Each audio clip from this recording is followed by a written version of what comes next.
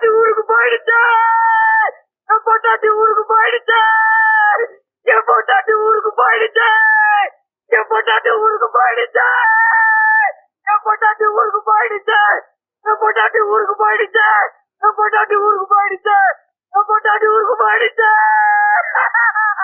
என் பொட்டாட்டி ஊருக்கு போயிடுச்சே. என் பொட்டாட்டி ஊருக்கு போயிடுச்சே. என் பொட்டாட்டி ஊருக்கு போயிடுச்சே. என் பொட்டாட்டி இன்னும் ஊருக்கு போல. எப்படி போறது? பையன் உங்ககிட்ட இருக்கே.